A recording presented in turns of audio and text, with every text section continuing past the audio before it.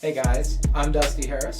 And I'm Kayla Platt, and we are from Amazing Race Season 33, and this is Pitstop Podcast. Hello, and welcome back to Pitstop Podcast. We are so excited to be back with you guys going into leg 4 of the race, and what better place than beautiful Switzerland? So beautiful. I mean, truly stunning. Took my breath away. Like literally took my breath away. I mean, it was that and also like the nerves of restarting, 19 months later, but God. And being 8,000 feet above sea level, swinging around in a gondola, that kind of does it as well. Yeah, no big deal as like the clouds are rolling in. Absolutely. But yeah, so this is actually a historic moment for Amazing Race. So season 33, longest pit stop ever, 19 months. But also it's the first time in Amazing Race history that eliminated teams have been brought back to run the same race in which they were eliminated from. So luck never falls my way. I mean, we're gonna get down to the nitty gritty of all that and how we were feeling and all that good stuff. But yeah, I mean, I first kind of wanna like ask you. I mean, I know you were running a bunch of miles over the 19 months, but you also created a little miles. So what was kind of going on with you over the 19 months of our forever long pit stop that I thought was never going to end?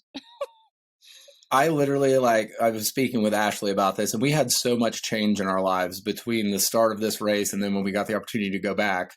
I literally had to jot them down. And so really, March of 2020, things kick off. We get back, the world's changing. And then right away, July of 2020, I did find out about my beautiful son, Miles. Ashley called me from her work. I was working and she was like, "Can you talk for a minute?" I didn't think much of it. And she was like, "It's kind of serious." And so I call her. She tells me that she thinks she's pregnant. The test is on the counter. And I literally ran to Walgreens and bought like 3 more tests so we could make sure. Lo and behold, we were blessed with our beautiful son. We found out about him in July. Then August of 2020, not too much further after finding out about Miles, I did have a serious shoulder injury. I was working out. I tore my labrum, rotator cuff, and partially tore my bicep. Jeez. Multiple anchors. I was very scared if the race was going to present itself, any earlier than it did, that I may not be able to go. But fortunately, took care of it, went through rehab. Everything worked out. I'm stronger than I was before. So thankful for the doctors that took it. You didn't say anything. I know a lot of people don't. It was I kind of kept it on the hush hush, and I just wanted to make sure I was good. And so everything worked out, passed paperwork, background. So I got to go. It was amazing. Then October 2020 comes. We have our beautiful son, Miles, on the way. It was time to make the biggest move of our lives. We sold everything we owned in Columbia, Missouri, where I kind of grew up. And we moved to Glenwood Springs, Colorado, chips all in on the table to open the Harris House Bed and Breakfast and start a new life for our child in the mountains. And so we've been very fortunate for this to be going well, and we love what we're at. And Glenwood Springs is just an amazing place that has changed our lives, and it's God's playground for my son to grow up in. So I'm very excited. Then I had some bad news strike, or good news, actually. Let me step back. So February of 2021, February 24th, Miles was brought into the world. My beautiful son was here. And so Ashley and I's lives changed tremendously with the birth of our child, but for the better. And he is my motivation every day. And then unfortunately of April of 2021, I did lose my father. It's heart issues. And so that's something that is run in my family, my father, my grandfather. I lost everyone due to heart issues, males on my side of the family. And so really, to get into the race, I focused on my health. I have a son. I want to be here and make sure that I'm here long-term for him. And, for the race, I wanted to make sure that I was in the best cardio shape I could be. So I did lose 25 pounds from the first shoot of the show, and then coming back, I was way down. I think people will see that. And so I just wanted to make sure that I had any advantage I could, kept training the mind, watching episodes, I'm sure like everyone did. And so really, it was a whirlwind of events that happened to me, but everything happens for a reason, and it all worked out to, I have a different life than I had the first time, and it's a better life. And so that's all I can ask for. How about you over COVID, being shut down from the Amazing Race? What were you getting yourself into? Yeah. So, well, first off, I want to say I'm so sorry for your loss, but I mean, I can see, obviously I saw a physical difference in you. Like you literally looked like half of you. Like at first I was like, did he catch COVID like 10 times? Like he's seriously lost like 50 pounds, but you did, you lost a ton of weight. But I mean, it wasn't just a physical difference, like your mindset and just the way that you were there for all the other teams and whatever. Like Miles is going to watch this one day, and not only are you going to be a badass dad, but he's going to be so proud of you and look up to you. You're such a great, honestly, like a great, great, great role model. And I mean, Thank you. unfortunately, a lot of what you go through kind of shapes you into that. But so again, I'm sorry, but yeah, me and Raquel got furloughed. When the being sent home from the race after Scotland was kind of like a double whammy for us, because we obviously were missing out on a once in a lifetime opportunity. I really didn't think that they were going to bring us back. But then obviously we went back home. We were both based in New York at the time, which was obviously like the major hot spot for COVID. I mean, the whole city shut down within months of us coming back. Where our airline actually pulled us off the line as like New York flight attendants before we were ever even furloughed. So Raquel and I had a little over a year where we were not flying. She moved back home to Chicago. I moved back home to Florida. We came onto the race single as a Pringle. We both met some amazing men. I would like to say I manifested this, because when we were in the airport for the amazing race, the first people we saw were Kim and Pin, and I literally nicknamed them Hot Mom and Dad. Kim, absolutely beautiful. I'm not attracted to women, however. Pin, I was like, that is such a hot dad. Like, he's so hot, guys. And he literally came back hotter. But I met a hot dad. My boyfriend has a 7-year-old. So my mindset going in is, I obviously wanted to make them proud and behave a little bit. But shout out Colton. Yes, he's amazing. But yes, I manifested that hot dad life. But no, so we were asked back, so at first we were going into work with, landing lips and tips, and now we're just going in with a mask and duct tape. It has been rough. But luckily, yeah, we got asked back, thank God. But no, it was a whirlwind. I mean, I think a lot of things changed for everybody. Just a few people, on the show. Natalia got married. Amazing. Yeah. Congratulations, Natalia. Yes. And Mike became a bodybuilder. Akbar and Sherry actually put out a book. It's Focus on the Love. You can get that on Amazon. Penn and Kim wrote a book too. It was Everybody Fights, I believe.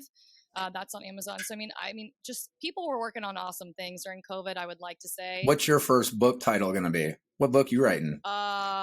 Oh God, way to put me on the spot. How to take out a Rusty? I don't know. We'll get to that later. You've probably already got the first 3 chapters written. Oh God, no. I don't foresee me writing any books. I'll leave that to the rest of the cast. But what would be your book title? Yeah. Defending the Rusty from the treacherous 4 women who are going to gang up on me, I feel. I'm never going to live this down, but I will own it. But no, so yeah, just before we kind of get into the leg, there obviously were some teams missing, which are why the eliminated teams were brought back. So just to touch on those 4 teams really quick, because it's kind of confusing.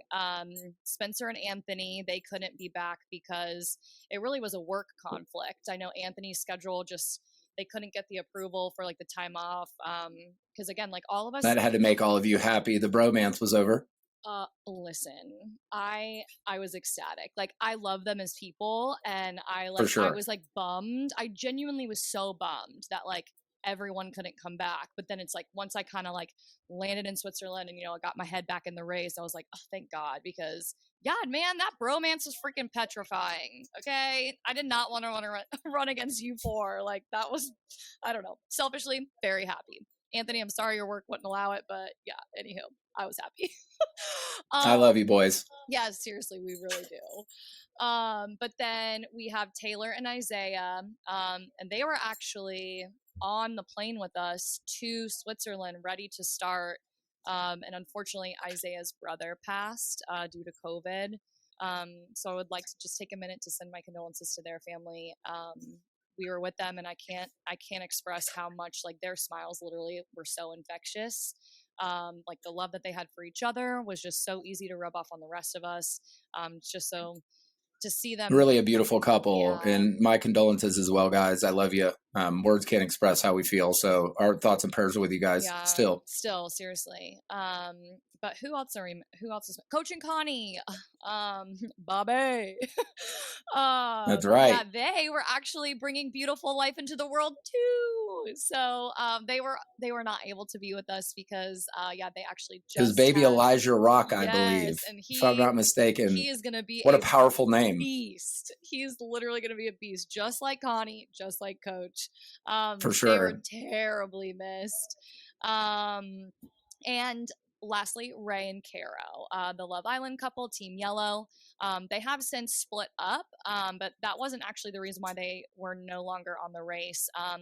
Caro is actually, where is she a citizen of? I think Sweden is where she's at, right? But I think she's currently in Germany, or she's an ethnic rock star. Okay, like she's literally beautiful. She's all over the world constantly. But hers was more so like a visa like restriction. They were definitely going to come and run the race, and they would have been a force to be reckoned with too. They were fast, absolutely. Fast. She knows like 10 languages. Yeah, but yeah. So those four were not able to make it at the restart. So they did bring back the two eliminated teams, Mike and Mo, and Natalia and Arun. So how did you feel about that? I know when we were standing there, in the courtyard in Switzerland, and we look back and we see them, the conversation that was had once we kind of figured out what was going on, we realized that we needed these guys to be there to do the race. And it's unfortunate that the 4 teams couldn't come back, but you really can't do what the Amazing Race wanted to do with 5 teams. And I understand that. And so I was completely supportive of it in a selfish sense, just so I got the opportunity to do the race. And in the back of my mind, I was like, these 2 have already been knocked out. There's got to be, it's better than the Afghanimals coming back or some VIP team or MVPs that we knew nothing about. We at least kind of knew what the competition was. Not to say I didn't know if they got better or worse. You see Mike, he's turned into a bigger specimen than he was before. So that was a bit intimidating. And so I was happy we got to race. It was great to see both teams. I love everyone on our cast. But in the back of my mind, I was like, well, it could have been worse competition, and we'll see what plays out as the show goes on. But that's kind of where I was at, and I think Ryan's on the same page with me. Yeah, no, I would 100% agree.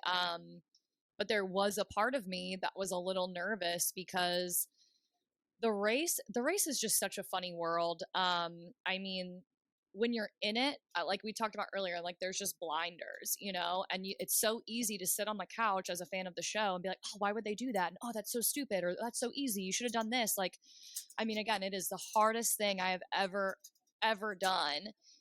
But to go home and reflect on how Raquel and I ran the race the first 3 legs. Now, granted, we're still in it. I can't imagine how beneficial it is to, again, go home, know what got you eliminated, and to correct it. So I was a little scared, just because in my mind, I'm like, well, obviously we haven't, we're not knocked out. So I don't know, like maybe specifically where we could improve. Whereas Mike and Mo and Natalia and Arun can pinpoint where they can improve.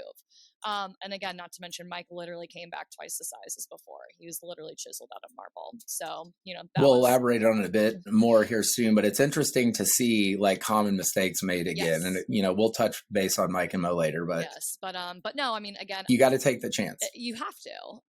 But yeah, I mean, overall, we genuinely were really happy that they came back, because it allowed us to do this. It allowed us to get to know each other a little bit more and run this madness all together. So with that being said, let's get started, shall we? Yeah, let's dig in. All right. So we start the race. We're running to the buses, pretty cut and dry. Yours truly, Team Purple, and Penn and Kim Holderness end up on the first bus. Literally standing on the finish line. It was my thought that this could be a very strong 1, 2, 3 group that could do some damage. And of course, it laid out as is. And so we take the bus ride all the way up, and we get to the roadblock, which we have to take a gondola, basically 8,000 feet straight up as a group. And we are fortunate enough to get to the clue box first. But why don't you elaborate a little bit on what you witnessed up on top of the mountains? So...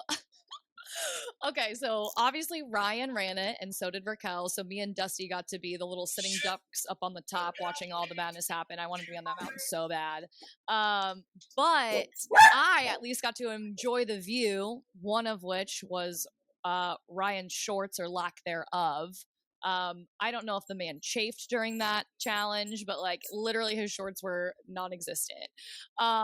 But they hiked way up in that harness. Yeah, and what did you call his calves? Bowling balls and onion sacks. Yeah, they were bulging. I could see them from across the valley. But no, dude, that was nuts to see. I mean, my whole thing with the roadblocks were, I don't know if a lot of you know, but you can only do so many. You have to balance them out by the end. Like, so if Raquel does all of them, then she cannot do them further on in the race if we make it that far. So we wanted to at least have like a decision on like, what do you want to do on the race? And her biggest thing was like like, she wanted to conquer like a fear, and she's petrified of heights. So that was a fear to conquer. Yeah, I mean, we went 8,000 feet up. We were above the clouds, and I was like, do you want to do it? Like, it's heights. Like, if you're going to do it for money, So like, do you want to do it? And now that we knew that the roadblocks reset, we didn't really have to like worry about, her having too many. So she was like, I'm going to go for it. And honestly, she crushed it. I was so proud of her. Very impressive. Because I mean, she came back like completely out of breath. Almost everyone did. I even think Ryan came back with like snow on his beard. Like, it was high up and it was steep, and that altitude, the air thins out. But I mean, she bulldozed through it, and I mean, she was impressive, but not as impressive as Ryan or Pin, I might add. Pin was like gallivanting like a little baby gazelle, a hot baby gazelle. As Kim said, she's like, oh my God, you're so hot right now. Yes, he was. But like, I couldn't help but like rewind it and fast forward and rewind it and fast forward and like rewatch. His ankles literally looked like noodles. Like, if you watch him like running past Raquel and Lala.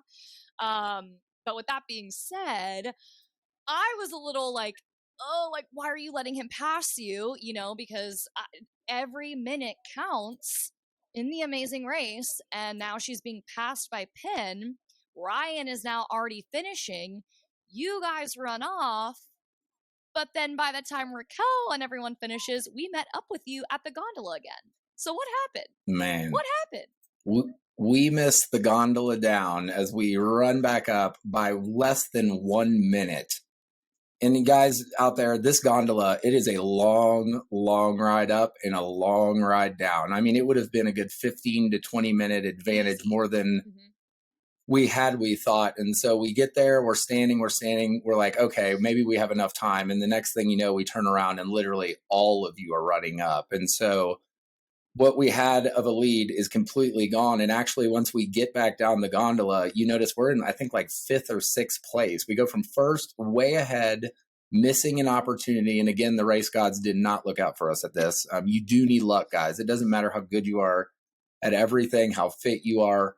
You have to have luck, and it didn't go our way. So going from 1st to 5th was a bit deflating.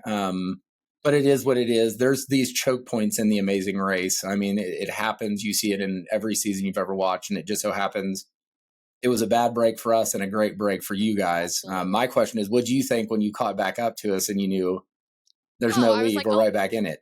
Yeah.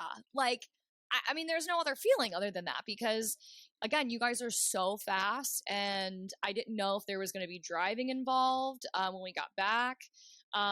So again, those funnel points, I mean, granted, if you're in first, they're obviously not ideal.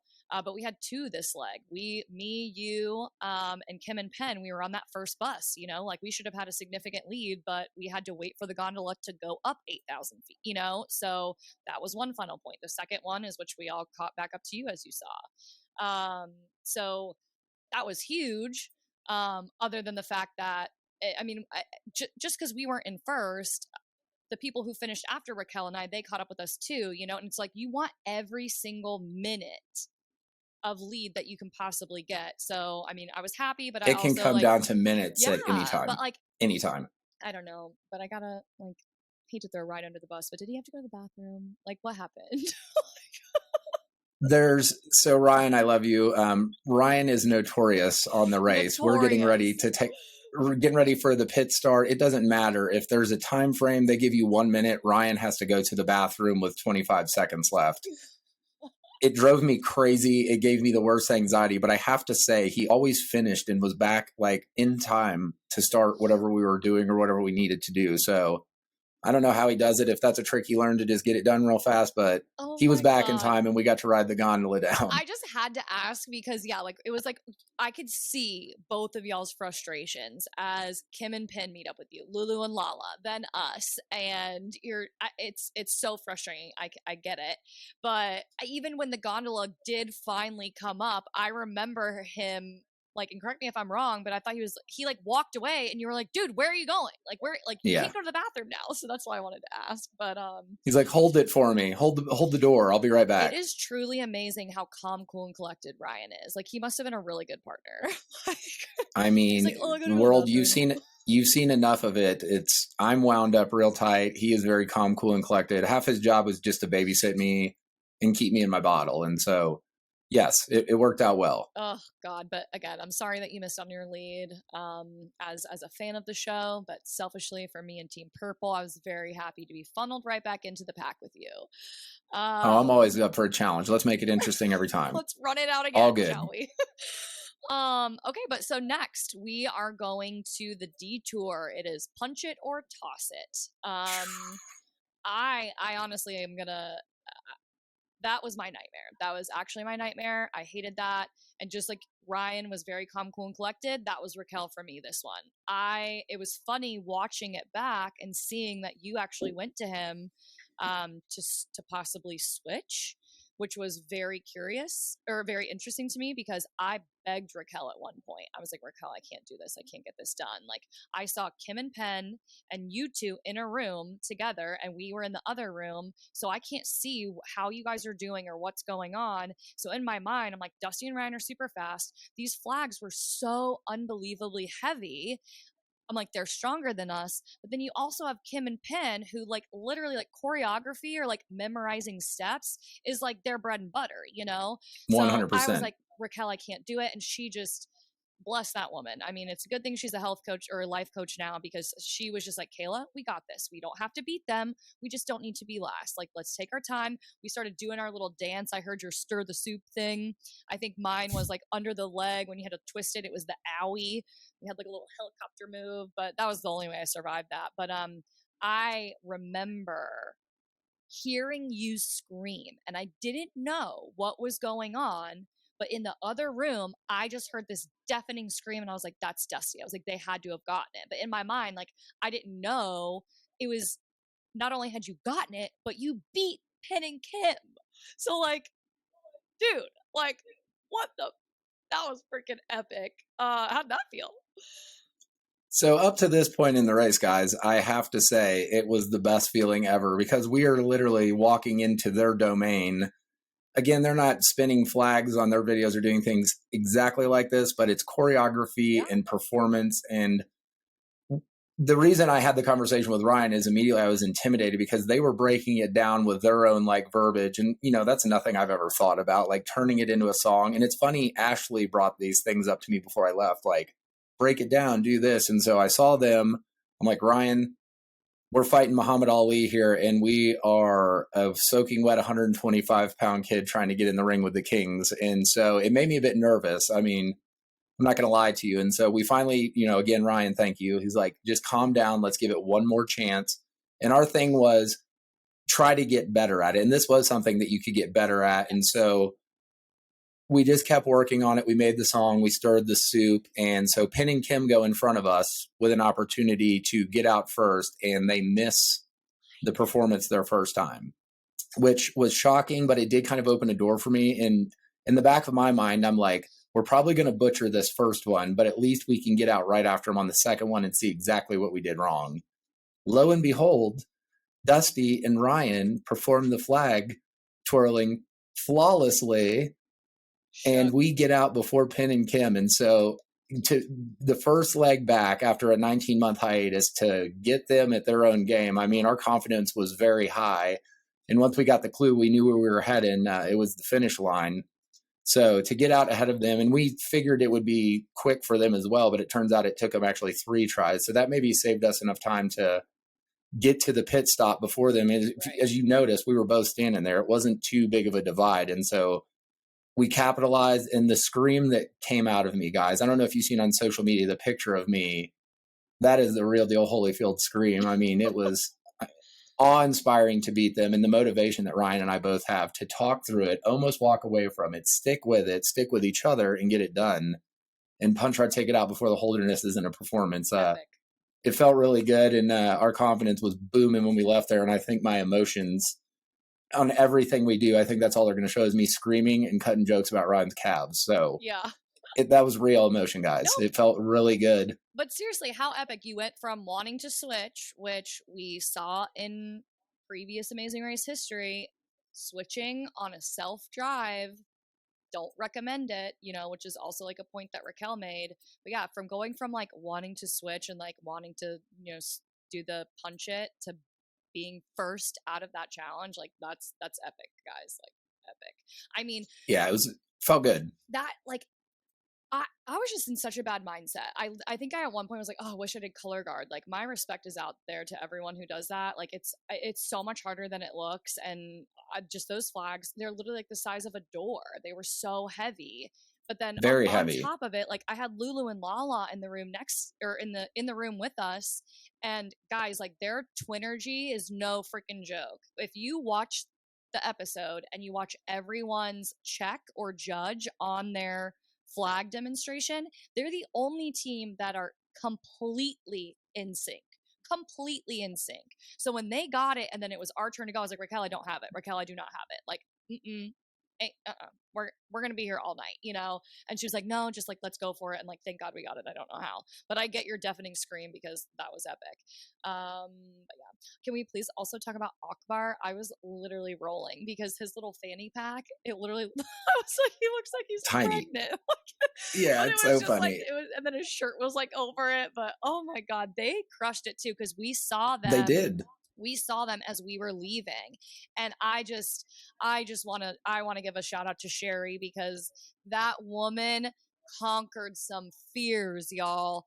I mean, that shit was high up there. And when we all left, those clouds were rolling in and the whole gondola down, we could see nothing. I think everyone said it at the mat. We're like, oh, I hope Sherry got off.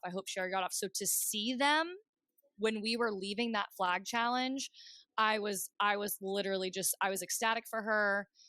They crushed it. And ultimately, yeah, I mean, her getting that done is why they were not eliminated. Absolutely. I got to take my hat off to you, Sherry, because you were scared. I remember seeing you up there before you took off. What an amazing experience to do something like that in such a beautiful place, though, to get to conquer your fears in the top of the Alps in Switzerland.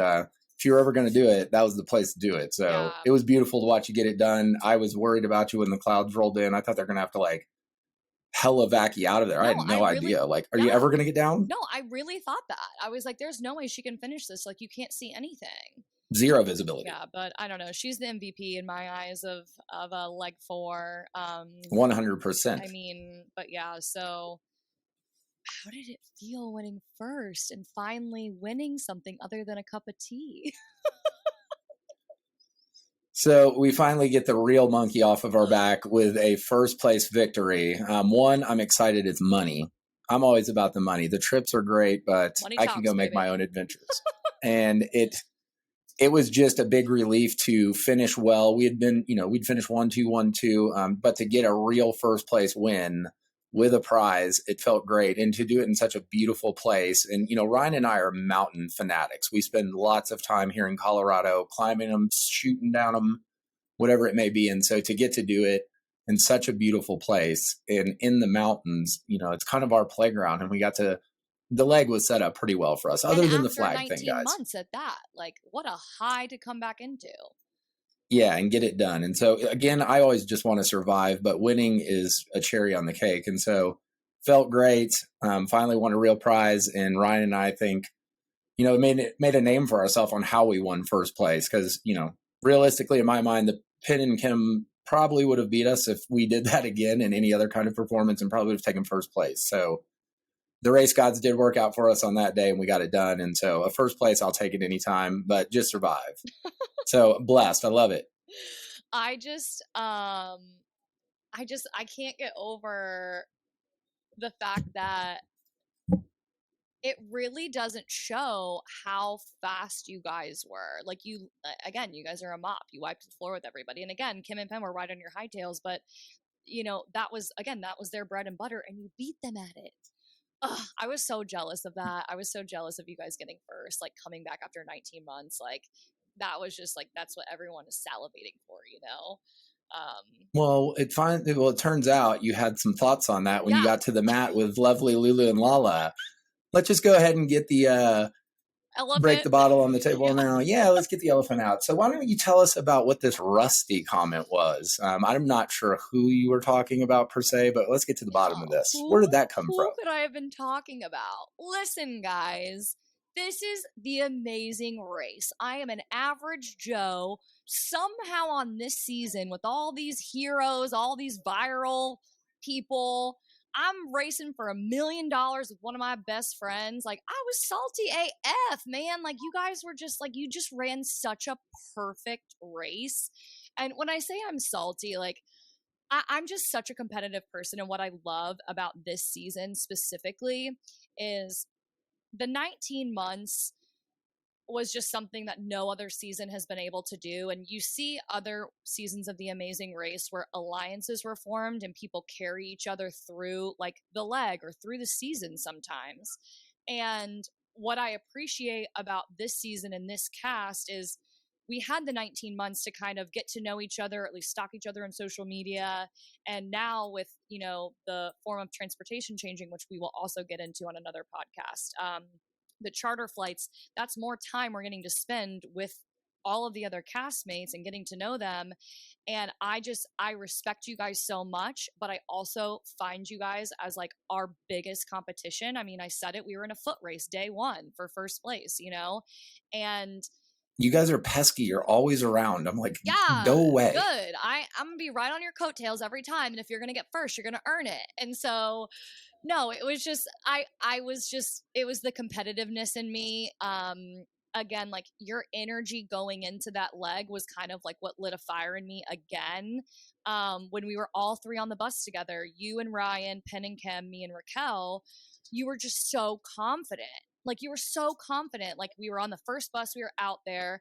The second we get up to hike, like Ryan busted through it. I mean, your confidence just boomed. And just someone who like plays sports or like grew up playing sports and just my competitive nature, like I don't want to say it got to me, but I was like, you guys, what you believed is what you achieved, and I was envious of that. I was like, damn, Rusty, like, oh, I mean it with love, but I also like, absolutely, I want to wipe the floor with you guys too, like, I don't know, hats off to you guys because it was a flawless leg. And I mean, I didn't want to. So everyone, the bromance is over, and the sisterhood of the traveling pants, the 4 horse ladies, are starting to form. Yeah, you heard. No more bagging on us about bromances. No, it is all about girl power now. I said it in the flag room. I was like, if it's not me and Raquel, I want Lulu and Lala to win.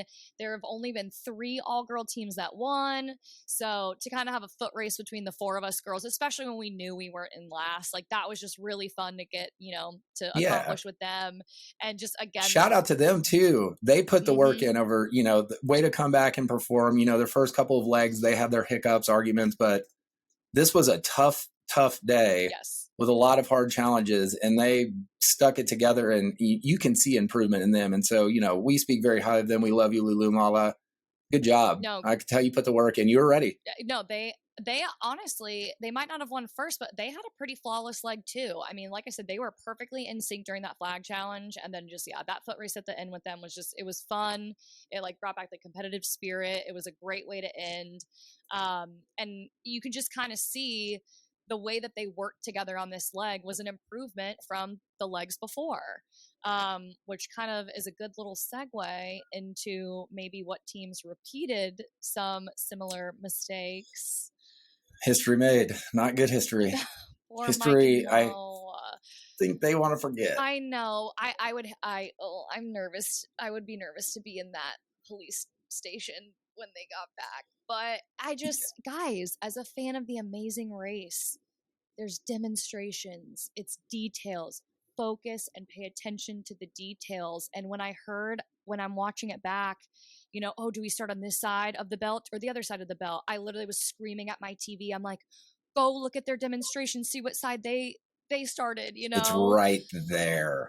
But I mean, again, it's like a case of very similar to the flag challenge in episode 1. They just rushed into it like bulls in china shops. And guys, on The Amazing Race, you have to digest. Again, everyone says read the clues, watch what's happening, take your time at the beginning so you don't make a fatal mistake. You get 3/4 of the way through putting a belt together, then you realize it's wrong. It's fatal things like that and not taking time. And it's easier said than done, guys. When the clock's ticking, the cameras are on, you put your blinders up, like Kayla said. And so, guys, we hate to see it go again, but it was literally the same thing. And so nothing but love for you. Again, better you guys than either one of us. I think I speak healthily and hopefully for Team Gray and Team Purple. But we do love you, the message you put out, what you do for your community. And I know this song's been out for a while, but I just caught wind of it. I believe it's called, what's it called? Differences? It's called Differences. Yeah. You can, I think it's on. It's the Singing Cops on Apple is where I found it. It's called the Singing Cops song. Differences. It's their original It's beautiful. Song. Guys, I love So everyone them. check them out. I love them. I'm sad to see them go again. But again, they were physical threats and better them than us. Absolutely. I'll take Surviving any day. It's always got to be someone else but Ryan or I. Sorry for it, guys. We love you, but better you than me. Another one down. Another one bites the dust. Team Gray, Team Purple. We're surviving. We're thriving. We're moving into leg 5, guys. I think it's a good time to wrap it up. I mean, I hope you guys are enjoying this. Again, there's just so many fun stories from this season, and I want to have conversations with all of my friends and tell them all the details, and that's often hard to do. So just being able to do this with Dusty and my one of my biggest competition, I hope you guys just get all of the fun stories from this podcast. I hope it's a fun perspective. 2 competitors joining forces and trading war stories with each other. It's very, I love you, but I'm very blessed to do it with you. I love you, but I want to beat you. So. Fair enough. That's likewise. I assure you. Yeah, but so yeah, guys, I just encourage you to keep listening. Check us out on Pitstop _podcast_ on Instagram. That will probably be the easiest way to figure out when our new episodes are coming out. We want to give everyone a chance that don't have cable to watch it on Wednesdays on CBS at 8 p.m. Central Time. If not, you can check it out on Hulu as well as Paramount Plus. But we'll probably try lots of options. So we want to try and get these out on the weekend, just get everyone a chance to catch up and watch it. We know the week is busy. And apparently The Price is Right is more important than putting Amazing Race on at 7. How's that still on? It's fine. I'll let it go. But please, we enjoy doing this. Dusty, there's no better person that I would want to do this with. So we can't thank you guys for your support. Tune in on Wednesday, 8 o'clock Central Time, again on CBS. And check us out on Instagram too. I'm at Kayla Lee and Dusty is at Dusty Harris 03. And please, if you guys have any questions, email us. We are pitstoppodcast33 at gmail.com. And on that note, we actually did get a couple questions. A Lazy Daisy, she's from the Panhandle of Florida. I don't know your name, but I would love to meet you. I am from the Panhandle of Florida. She asked, Kayla, did you consider taking Color Guard in high school? Absolutely not. I would like to say that I wish I did. It would have benefited me on this last leg. But no, I'm going to leave that to all the Color Guard girls. That's too hard. I can't do it. But yeah, guys, send us your questions. We'll email you back. We're dying to answer them for you guys. This is what we're here for. Yeah, we'll email you back or do it on this. But yeah, I'm going to wrap it up with a cast comment. Nothing better than Kim. We're a sure thing. Check us out next week. Okay? Bye.